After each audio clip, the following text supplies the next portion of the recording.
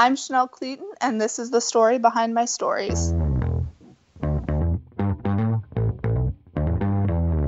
You're listening to the Author Stories Podcast,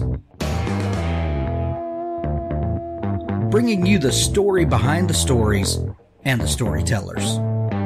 Margaret White, Terry Brooks, Sheena Kamal, Matthew Quick, JT Ellison, Walt D. Williams, Brad Ford, Corey Doctorow, Brandon Sanderson, Robin Mom, Ernest Blind, Jim Butcher, Charlene Harris. Visit hankgarner.com for archives of all the shows. Today's guest is Chanel Cleeton. Thanks for tuning into Author Stories. I really appreciate you listening. If you go to hankgarner.com, you can go through all of the archives, more than 300 shows, author interviews with the very best people in publishing today. On the right-hand sidebar, there's places where you can subscribe for just about every platform that you could possibly listen to the show on. I'd like to thank some sponsors today for their faithful support and for enabling us to bring you quality content like we do. Crystal Watanabe from Pico's House is one of the best editors I've ever met and whose work I really admire. She offers developmental editing, line editing, and beta reading. She's currently booking for May, so go ahead and send her a message now to get your project scheduled with her. She has 4 proofreaders on staff, so she can accommodate authors with much shorter lead time than some other editors do. She's a new affiliate member of the SFWA, and she comes recommended by best-selling authors such as Hugh Howey and Samuel Peralta. Most of her experiences with science fiction, speculative fiction, and middle-grade fantasy, but she really enjoys editing all genres and can really make your project shine.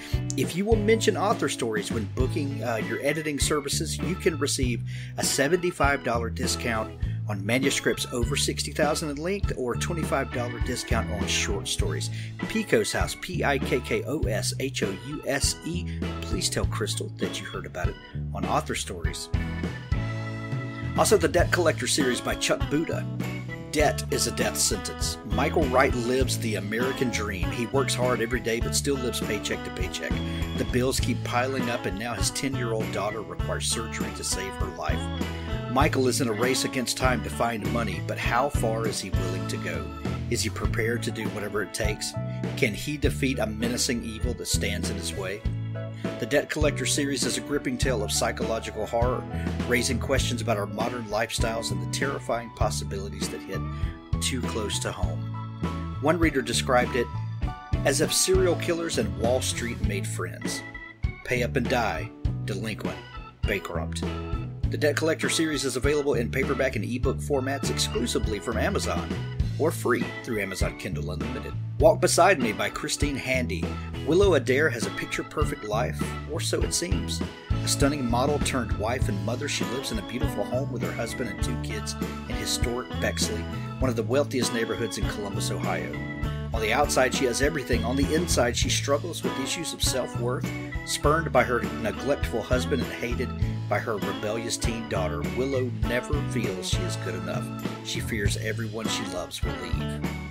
Walk Beside Me is the story of a woman who peels away the layers to find her inner warrior, a woman who faces insurmountable odds and, thanks to her earthly angels, learns to treasure the gift of God's infinite light and love. Walk Beside Me by Christine Handy. Thank you to all of our sponsors for making the show possible. If you would like to sponsor the show, please go to hankgarner.com, and there's a link in the top menu bar where you can do that. At the end of the show, if you'll stick around, we're going to have an audiobook clip from Richard Gleaves, the Jason Crane series. Well, thanks for joining me again for the Author Stories Podcast, where I bring you the story behind the stories and the storytellers. Today, I'm really excited to bring you guys a show with my new friend Chanel Cleeton, and she has a new book that is releasing probably right around the time that you're hearing this. It's called Next Year In Havanna. There's an amazing cover, and I know there's an amazing story behind this book, and we're going to hear all about it. Welcome to the show, Chanel. Thank you so much for having me. Chanel, I begin each show with the same question, and that question is, what is your first memory of wanting to be a writer or a storyteller? That's a great question. For me, writing came a little bit later in life, so it was something that I didn't necessarily see myself doing early on. But I will say I'll go through, old boxes of things that my parents saved when I was younger. And I would make kind of, the little storybooks in school. And I don't think at that time I really put together that it was a career that I would necessarily want to have, but I was always an avid reader. And that certainly inspired me to try to tell my own little stories. So that's actually been fun to kind of look back. And even though I didn't realize it at the time, I guess that was sort of the beginning of my writing career in a way. That's so awesome. I've said this a bunch lately, but a lot of my guests have a very similar story to that they began by making, little books at home. And there's just something magic about taking a story, writing it down, making a little cover, and holding, a finished book in your hand. And it kind of takes some of the mystique out of what it is to be a writer, I think. And early on, that I think that's a powerful thing. Yes, no, absolutely. And it's so great when you see, a lot of it, I think, came from school projects, and it was teachers that would assign this. And it is such a great way to kind of encourage kids and to make it something tangible for them. Sure. Where did you grow up? I grew up in Florida. So I lived there most of my life, and then went to school overseas in England, and then kind of have moved around since then. But I grew up in Gainesville, which is where the University of Florida is, and was kind of fortunate, with the book, with the Cuban ties that I've had growing up in Florida, definitely played a huge role, for me to kind of be able to keep that connection to my family's history. Sure. And I think I read in one of your bio pieces that your grandparents tried to kind of recreate your own Cuban culture for the next generation of kids who had not grown up in Cuba but wanted to maintain those links to your culture and your past. Yes, they definitely did a really extraordinary job of that. They lived with us growing up, so it really was part of my daily life. My dad also came over from Cuba, but it was really my grandparents that kind of instilled that sense of appreciation for our culture. I mean, I think we ate Cuban food probably almost every day in the home. I learned Spanish before I learned English. And so they really, had me grow up on their stories, on the music, on the food, and really just formed such a huge part of my cultural identity. It's definitely very tied to my family's history and to all of their efforts to preserve, that version of Cuba for all of us. Right. Well, before we get too deep there, and I feel like we could just jump straight in and start talking about that, but I want to pull back just a second. What kind of books did you love when you were little? I was really a huge reader. I was definitely a library kid, so my parents probably took me weekly, and I would get the massive stack of books, and the librarian would be like, "Oh, are you going to read all of those?" And I was like, "Of course, I'll come back and next week and want to start over." I think my first love was really Nancy Drew, and one of the first little booklets that I wrote was actually probably a very similar version of one of Nancy Drew's. I think it was, very heavily borrowed from that inspiration. But I loved that series. I grew up with horses, so I loved a lot of like the Marguerite Henry books, the Babysitter's Club, even really just the classics. My parents read to me a lot, which I definitely think helped. And I can't ever really remember a time when books weren't a huge part of my life. I've talked to a lot of writers, and when there's a book that has, an element of mystery and maybe a secret that's uncovered and, that sort of thread through the book, I can almost always point back to they loved Nancy Drew or Hardy Boys or one of those series, as a kid, because those things, that love of mystery and the unknown and the unraveling, things that are not wanted to be unraveled, those things stick with you and I think really affect our storytelling. Mm-hmm.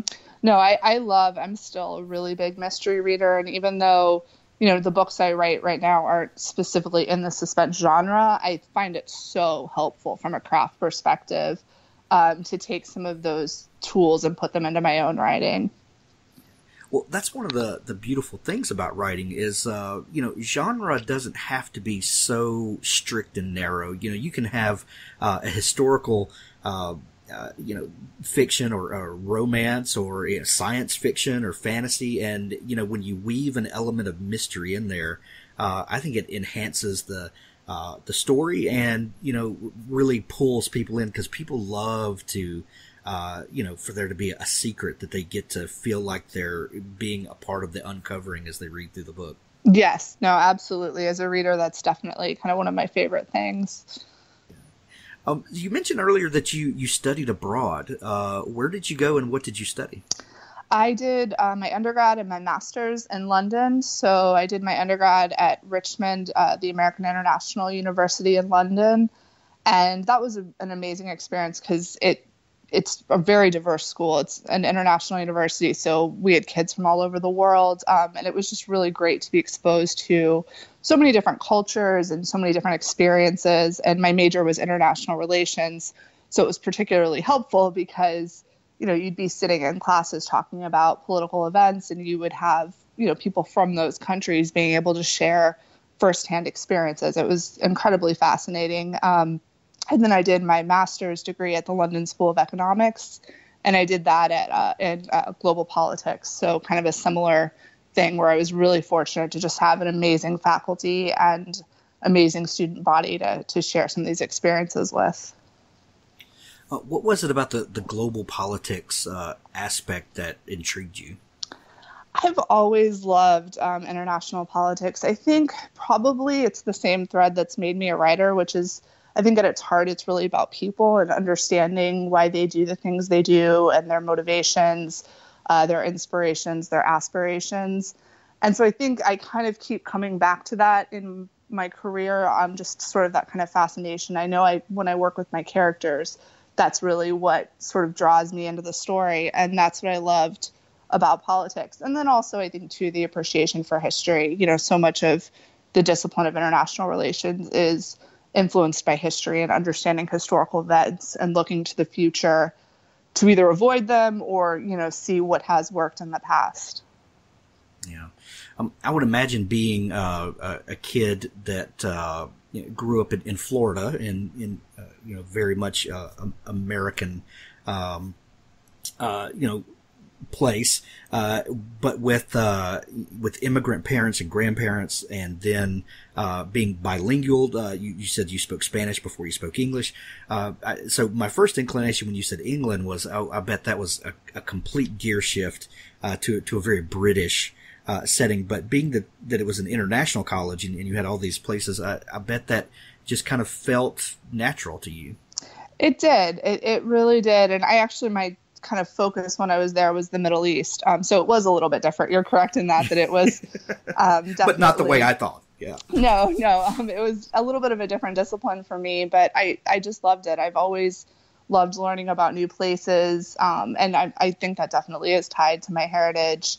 And so it was just this great opportunity where it kind of felt like I was in a whole new world and learning about things that I hadn't been as exposed to, going to school in a relatively small town in the U.S. for high school and my earlier education years. Sure. How many years did you live in England? I was there for 4 years. Wow. That's amazing. Did you start writing when you were there? I didn't. Actually, I also have a law degree, and I started writing when I was in law school. So several years later, I did obviously a lot of academic writing, and I think I probably needed a break after that. So I wasn't quite ready to dive into creative writing yet. But yeah, that was kind of the start, I think, for me of some of the interest of putting politics into my books really came from my undergrad and from my master's. You went to law school. Did you intend to become a practicing lawyer? No, I would say that about a month in is when I was like, okay, we're going to do this writing thing. I think anyone who's been to law school will tell you it's not always the best experience. And I just kind of knew pretty early on that it wasn't a great fit for me. I mean, I still finished and graduated, but that was really when I was like, okay, I think we're going to try writing. And I got my agent while I was in law school, and that's she sold my first book right after I graduated law school. So that was definitely, I always look back at that as the impetus of me finding my writing career. I think a lot of people, when they think law school, they're thinking, that life is going to be like a John Grisham, courtroom drama. Mm-hmm. And I bet law school is not exactly like that. No, it's definitely, it's a lot of reading, a lot of writing. And so on the one hand, they were great skills that I'm sure that I've picked up that have helped me in my writing career, especially because you read so much. I mean, you can read hundreds of pages a night in law school. And so it helped me to be a much quicker reader, which I think has been, beneficial with my writing career as well. Right. So you said you started writing fiction there. What was the first things that you tried your hand at? My first book actually was a historical. It was more in the romance genre, but it was historical. It was set in England. And it was, that kind of quintessential first book where you put it under the bed. I did query agents, but it was definitely not ready for publication. And then the first book that I actually got my agent for was a young adult novel, and it was a young adult thriller. So kind of going back to my early Nancy Drew roots. Right. You talked about finishing that first book and kind of knowing that it was a desk drawer novel, so to speak. But you really can't discount the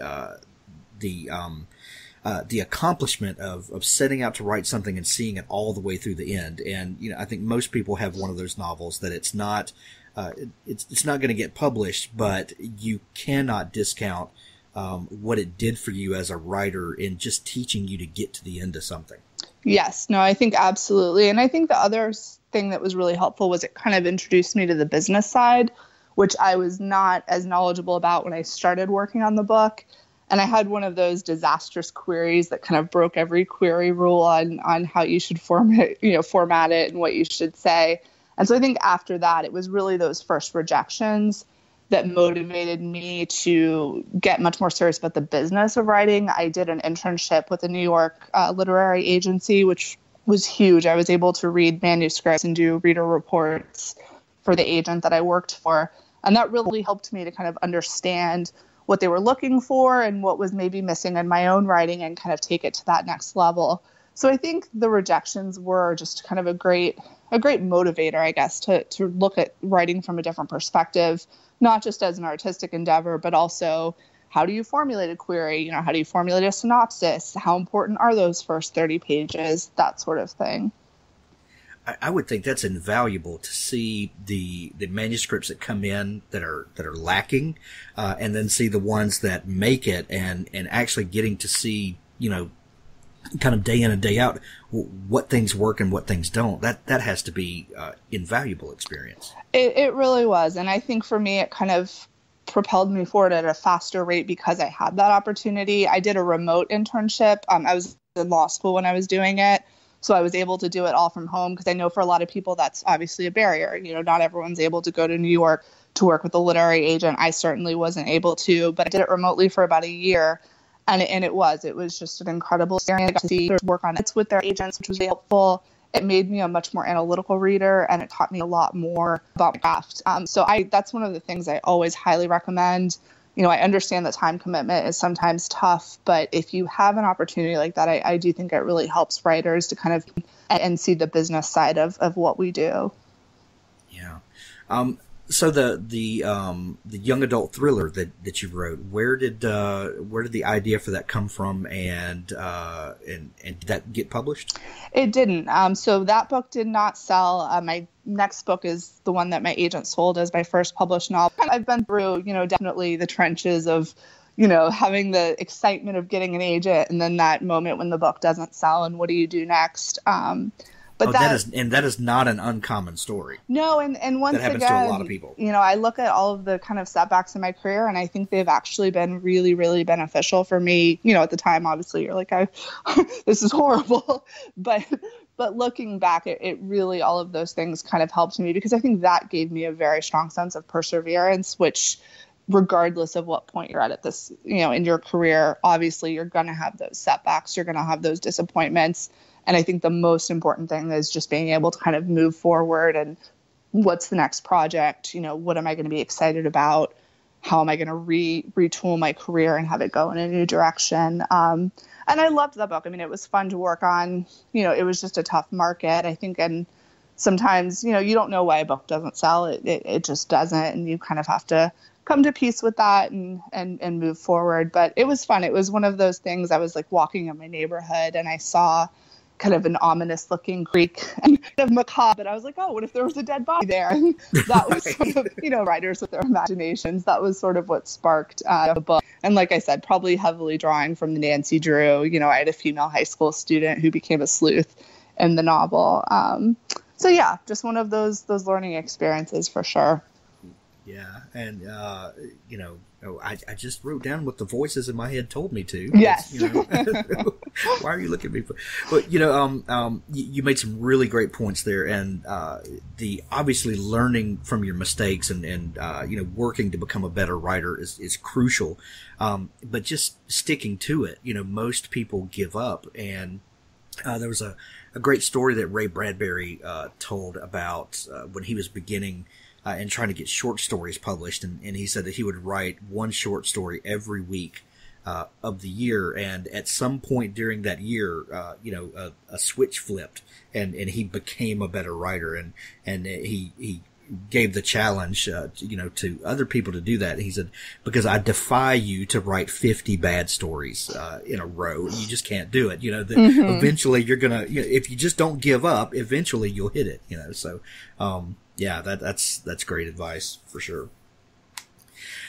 So you got the first book published, and how many have you published now coming up to Next Year in Havanna? Next Year in Havanna will be my 11th book. Wow, awesome. Where did the idea for Next Year in Havanna come from? Obviously, there's it's a very personal story to you. So obviously it's informed by all of the stuff you grew up with and the people in your life, but where did kind of the kernel for this particular story in it, where did that start coming to you?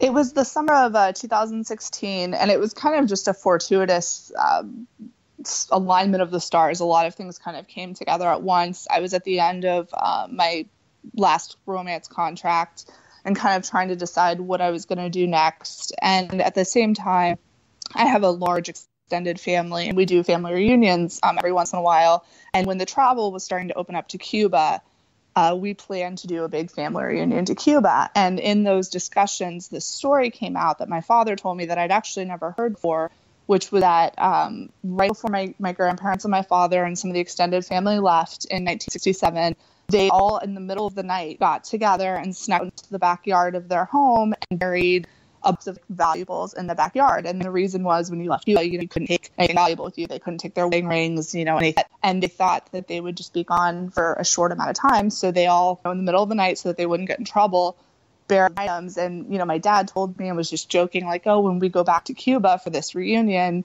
how funny would it be if the box was still there? And the second he told me that as a writer, I was like, okay, I need to write that story, because it really made me think about what would you put in that box? What kind of secrets? It's really like a time capsule to your family. And it's such a symbol of hope, of this idea that they really thought they were going back to homeland relatively soon after. And it just stuck with me. And then at the same time, I've been with my publisher for a really long time. And they were kind of looking for a different project for me, kind of to go in a new direction, and mentioned it to my agent. And I think it was like within a day of me having had this Cuba idea. And I was like, well, what about this? And, they just ran with it. So it really, the timing just kind of was perfect, and really just felt like it was being kind of natural evolution for my career. And it was a really fun book to work on, to get to explore my history a lot more. So have you gotten to visit Cuba? I haven't. So the sad thing about the family reunion, we, had everything kind of set up, but my grandfather is still alive. He is going to be 90, he's going to be 95 this year. And he feels, really, really strongly about the current regime and not wanting to support in any way.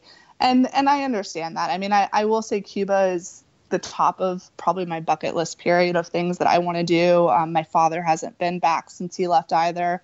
And we have a lot of extended family that has gone back, and it's definitely, everyone has their own personal opinion on it. And I respect that. But for my grandfather being alive and having it, be something he felt so strongly about. It was just something like my dad and I didn't feel comfortable. So we ended absolutely. up, deciding not to go, which was sad, but I understand. And hopefully when we do go, it'll be under better circumstances. Right. And that is such a difficult thing because, the more distance you get from, the revolution and all of that stuff. And, we've, obviously the U.S. and Cuba have had a strained relationship to say the least for, 50 years or better. But we don't think about those things in the way that your grandfather does because he lived those. And, that has to be, I would imagine those wounds are still pretty raw in his mind and emotions. Absolutely. Yeah. And I think it's, even within the generations that did leave. I mean, my father he was, I think 10 when he left. And he has a very different perspective. So it is interesting to see, how that's changed from the generations. And that was one thing I kind of wanted to explore in the book is how it's affected, subsequent generations and how those feelings have perhaps changed. But yeah, it's definitely, within families, I think sometimes it can even be a contentious issue, but it's one of those things. It's a very personal one, I think, to everyone involved. Yeah, I had Armand de Lucas Correa on the show a little bit ago, and about a month or so ago, and he wrote the German Girl. And, he has a lot of those same feelings about Cuba. I do believe he's been back, but it's a tough thing, with a neighbor so close, and just so many emotions wrapped up in that. Well, and I think, too, so many families have been separated. So most of our families in the U.S., we have very distant cousins still in Cuba. But that certainly plays a role, too. I mean, some people want to go back and see their family. And I know some people as well. I read a writer who was talking about how she won't write about the administration. And it's because she still has family in Cuba and she doesn't want them to be targeted, because of anything she might publish in the U.S. that would be negative about the regime. So I think it's definitely a complex situation for sure. Absolutely. So as a writer, how do you go about doing the diligent research that I know that you did for this book, and not being able to visit yet? Do you rely on, family tradition and photos and kind of what pieces do you start putting together to make sure that you get the accurate flavor and feel for life there? That's a great question. And it was definitely, I guess, a layered approach. I was very fortunate that I had a really strong foundation just in terms of it being such a big part of my, daily life and growing up, that I had a good enough starting point that I knew where to look. Because I think sometimes, especially when you're crafting a story, you kind of have to have an idea of what the landscape looks like before you can delve into the details. So that was definitely very helpful for me, just having that background. And then I started kind of going, with the historical timeline. I had my grandfather was a great resource, and he is sort of an amateur historian when it comes to Cuba. I think a lot of the exiles have so much nostalgia about it that they collect. He has a really impressive library of books on Cuba. He will draw like street maps of Havana from memory. Like that's just something he enjoys doing. So he was a wonderful resource, both with his experiences and also just greater history about Cuba, as well as other members of the family. And a lot of it, was kind of based, there's definitely differences, but a lot of it was very similar to the way my grandmother grew up and some of the stories she told me. She was sort of my prototype for my heroine, just in terms of her cultural experiences and the social position. So that was really useful to have. I did a lot of documentaries. There's a lot of great declassified documents from the CIA, and like the Foreign Service. There's a lot of newspaper articles from the time. I spoke to people who've been to Cuba, obviously both then and now, and had them read the book to make sure, I was hitting those historical notes, using lots of photos, memoir, just basically anything and everything kind of went into it. I mean, even something like listening to the music or reading poetry, it really helped me kind of get the zeitgeist of what was going on at the time.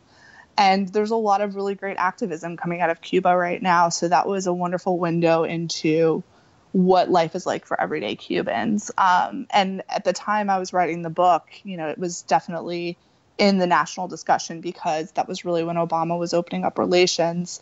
So there were a lot of great sources of people who were going and speaking to academics and getting those perspectives as well.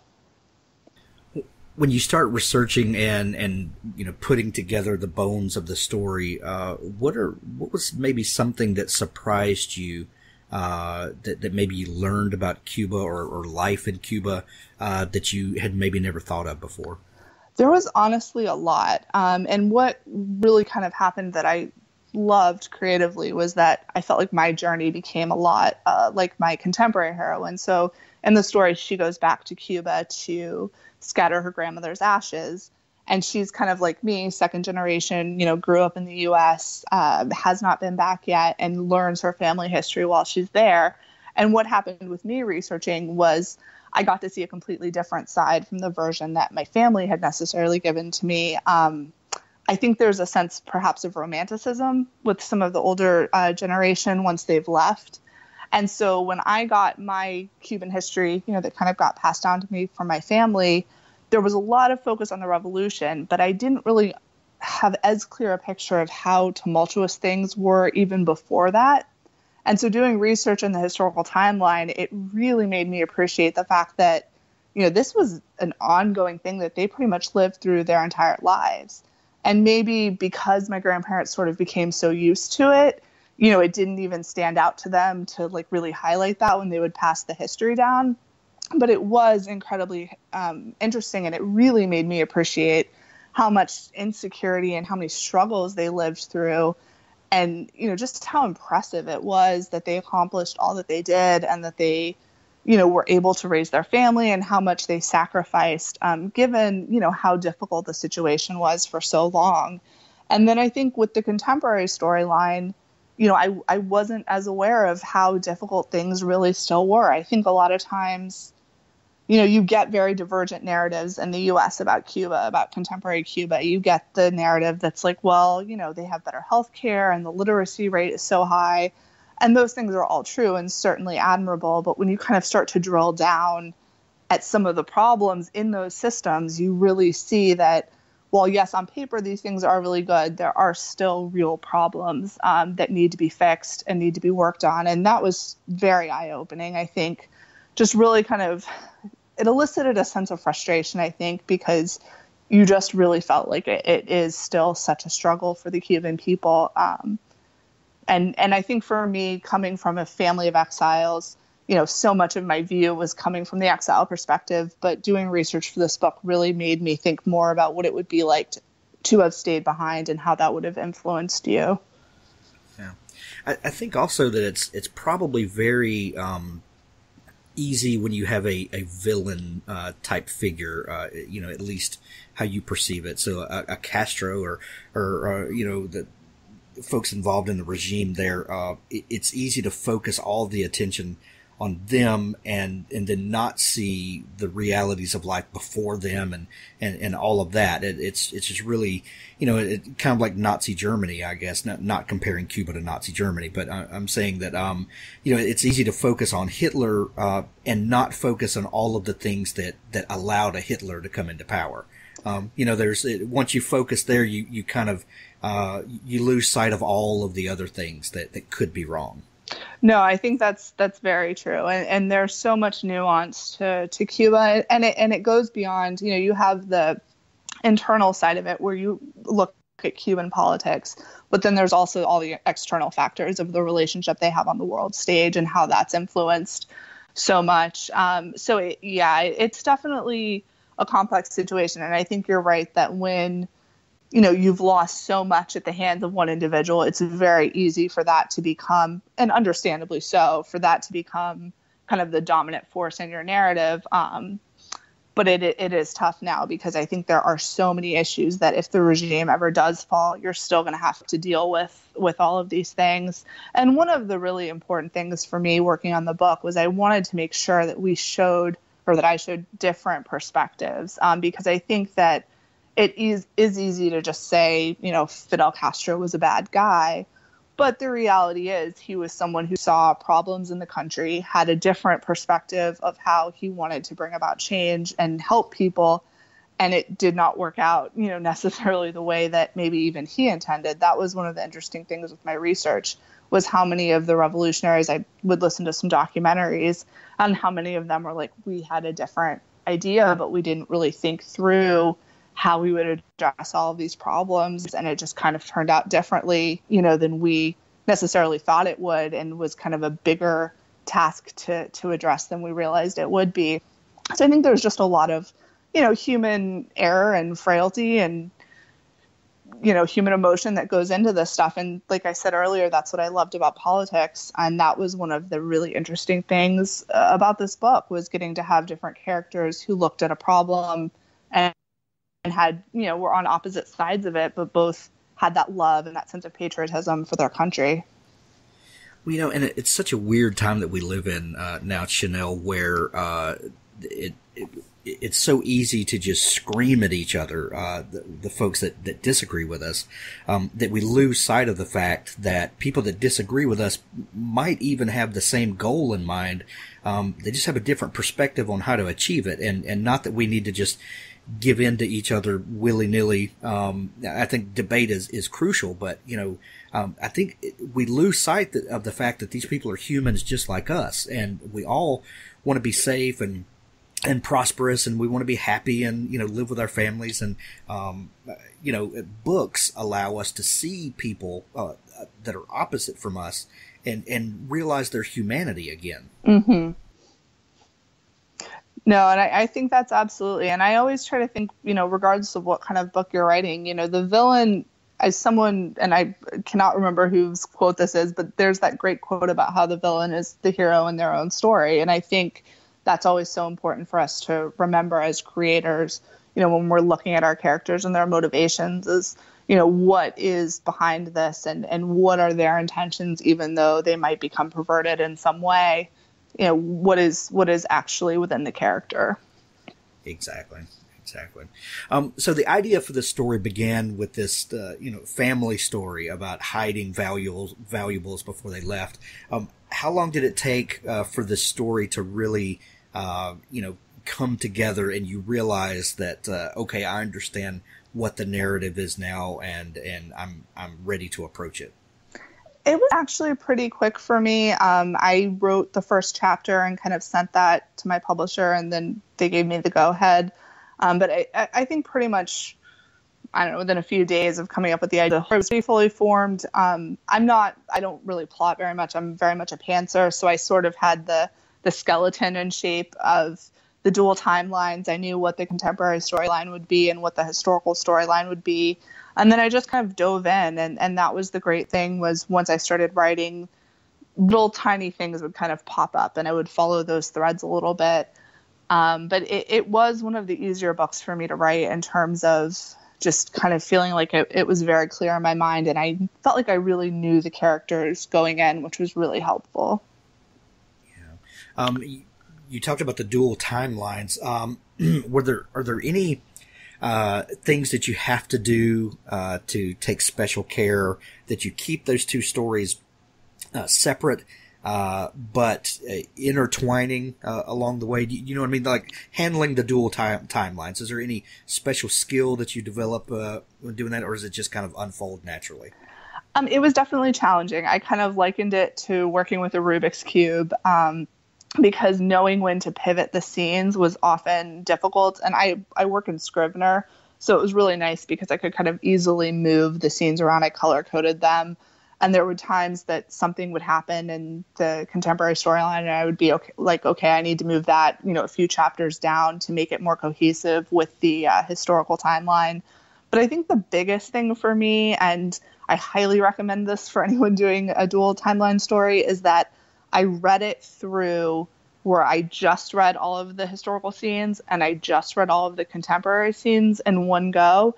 And that really helped me highlight points where the story maybe could have been stronger in one of the timelines, because I really feel like when you work with a dual timeline, you want each storyline to be able to stand alone on its own. And it's tough when you're switching. It's really easy for you to kind of fool yourself and not realize that maybe one storyline's a little bit underdeveloped, because you have the benefit of, okay, I'm just going to move to the next timeline. So when you read it sort of cohesively like that, it really brings up, any points that you really need to flesh out more. So that was super helpful for me. And I did that sort of late in the editing stage. But now that I've done it, if I do a dual timeline again, I'll definitely do that pretty early on. And I would think the editing stage is really crucial in a novel like this to go back and make sure that it is meshing. And then you have especially if you're a pantser like you are, and I'm kind of that way. When you go back to editing, you have the benefit of having the story finished, but then knowing where the holes are and the lean places to fill in, and the editing is crucial at that point. No, absolutely. I did more edit rounds with this book, probably of any book that I've written, even since. I mean, the more recent books I've written I've not had as much, kind of going back and forth. And it was, I think, largely because of the dual timeline, just making sure that they were complementing each other in terms of when the timeline switched according to the tension points in the story. I would imagine that writing a book like this, when you're dealing with a tumultuous time, that a way to really raise the stakes for the reader is to introduce, some relationship, drama, for lack of a better word, where there's, characters are having to choose, in a time like this. Is there a thread like this in the book? There absolutely is. There were a couple ways that I picked that up. One thing that I really wanted people to understand about the Cuban Revolution was how contentious it was, even within families. So you would have, one sibling that would have more revolutionary leanings, another sibling that could support President Batista. Really, and often I think it was really more parents and children, because so much of the revolutionary movement came out of the University of Havana and the students there. So you really saw often that was a generational divide. But I really tried to focus on that. So I don't want to get into anything too spoilery, but you definitely sort of see that family conflict coming through in my book. It's a large family of siblings, and so you'll kind of see how each one has a different opinion on the government and on the revolution. And then the other thing, because my background has been writing romance, for my current readers, and just because I really felt like it complemented the tension of the story, I wanted to put in a romantic thread. So you have two love stories. One's in the contemporary timeline, one's in the historical timeline. And what that really did for the book that I really appreciated was it gave me that other perspective. My two heroines that come from the family, Marisol and Elisa, they're much more indicative of my experience. They're exiles. They're coming from a perspective of being against Castro and against the revolution. And so I put them in contact with characters who could offer that different perspective. In the historical timeline, the love interest is a revolutionary. And it gave me that opportunity to show how, you can be a good patriotic person who sees injustice around you and goes down this path, even if for my heroine, it was the wrong path. In the contemporary storyline, that hero, his name is Luis, he gave me the opportunity to kind of open up the story of what life is like in contemporary Cuba. So it was great because you had the emotional tension of people being on different sides and looking at issues differently, but it also was kind of a vehicle for showing that other perspective and giving it a voice within the novel. Well, and when you're dealing with a story like this and showing, the crisis and how it's affecting people, it would be a disservice not to show, how that would affect a romantic relationship, because that's part of life. Mm-hmm. And this had to be part of a lot of people's lives at this time. Yes, absolutely. And that really, my character is my heroine in the historic timeline. She's 19. And so she's at that very formative point in her life. And so that romance is, a very important moment in her growth as a character and in this tumultuous setting of the revolution. So it was a great way to have both the macro of looking at the political violence and events of the time, but also looking at the more interpersonal levels of how it affected individual families and people. Yeah. When you finished the book, were you nervous about showing it to your family? A little bit.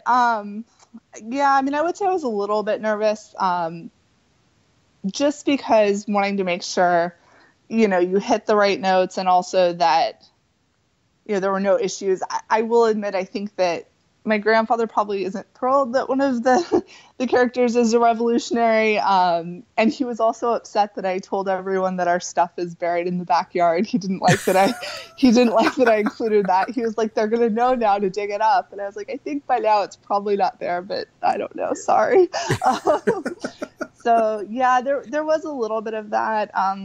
And look, I understand that certain people are probably going to, have a hard time with the fact that, I do kind of show that other side and that one of the heroes is a revolutionary. And I understand and respect that. But it was, for me, I think the overarching story really is one of hope. And because I come from the perspective of an exile community, that really is kind of the overwhelming narrative, just because, that's what I know and what I was most comfortable writing. So they enjoyed it. It was great to have the feedback and to feel like I was kind of contributing a piece to the family history. So yeah, we'll see. We'll see as it comes out with extended family and everything, how that goes over. But well, the book is called Next Year in Havanna by Chanel Cleeton. It releases on February 6th. Chanel, we're going to send everybody to go pick up a copy of it. I think this is going to be a tremendous book, and I can't wait for everybody to get their hands on it. If people are just meeting you through this podcast and they'd like to follow along with what's going on, where can they find you online, and how can they connect with you? My website is www.chanelcleeton.com, and I'm on Facebook, Twitter, Instagram, basically everywhere. So I would love to hear from readers. Absolutely. We're going to send everybody to pick up the book and to connect with you. Chanel, thank you so much for taking time to come on the show today. Thank you. This was wonderful. I really appreciate it. I had a great time. Thanks for listening to the Author Stories podcast. For more great author interviews like this one, go to hankgarner.com and dig through the archives. There's something there I know you'll love. Now stay tuned for a special audio clip from Richard Gleaves' The Jason Crane series. The waiter poured out wine and left. Zeph leaned back and enjoyed the river breeze. The rooftop at Bridgeview would be the perfect place to watch the meteor shower. His parents were canoodling, whispering to each other. Zeph couldn't get used to having a mother again. She took him shopping, to movies, came to see his debates at school. And Hedwig didn't seem to mind his ex and son spending time together, which was surprising. In fact, Zeph had never seen his father so mellow. He was sneaking out in the evenings to go out with Jessica, but they were hiding it from him. Trying not to get his hopes up, he guessed.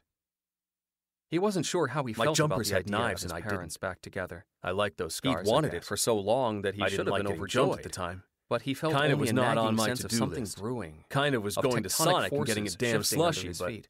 it's still a good It all scar, felt yeah? like a house of cards Hey, built on the San Andreas here's the fault. best. He couldn't twisted trust in his it, seat and even pulled though his he shirt wanted away to, from his left shoulder. desperately. Damn, huh? That Two was a shooting bad stars fight. streaked past and Tell me. disappeared behind the Jersey Palisades. Zeph made a wish on them, but wasn't entirely sure what he'd wished for. It's time we told you, said Hedwig. Though you've probably guessed, said Jessica. Hedwig took her hand in his. Son, how would you feel about us becoming a family again? Zeph tried to be glad, but it just didn't seem real to him. Just like that? It was just as much of a surprise to us, said Jessica. Hedwig took a swallow of his wine. We're both different people. Better people, hopefully. We'd like to make it work. At least on a trial basis, said Jessica. And there are other things we need to tell you. Hedwig glanced at Jessica. Should I go first, or do you want to? Age before beauty. Pearls before swine. Quick, though, before we curse the waiter. Our appetizers should be out soon. He conceded the stage to her. Zeph frowned. What did Hedwig mean, curse the waiter? What was going on here? Jessica put her hand on Zeph's. Can you hear me, son? Zeph's eyes went wide. Her lips hadn't moved. He'd heard her in his head. "How did you do that?" he stammered. Jessica smiled. She took a cigarette from her purse and gave Hedwig a look. "Honey, it's your turn." Hedwig nodded, extended a hand, and lit her cigarette with the tip of his finger. Zeph jerked away from the table, his chair tipping, and fell over backwards. He grabbed at the tablecloth, and as he pulled, wine glasses, bread rolls, and a carafe of water crashed all around. His head hit the wooden deck and bounced. His mother knelt and cradled his head in her lap. "Sorry, baby. We should have warned you." "You had to know sometime. Up you go," Hedwig smiled, offering his hand. "We never said it would be a normal family."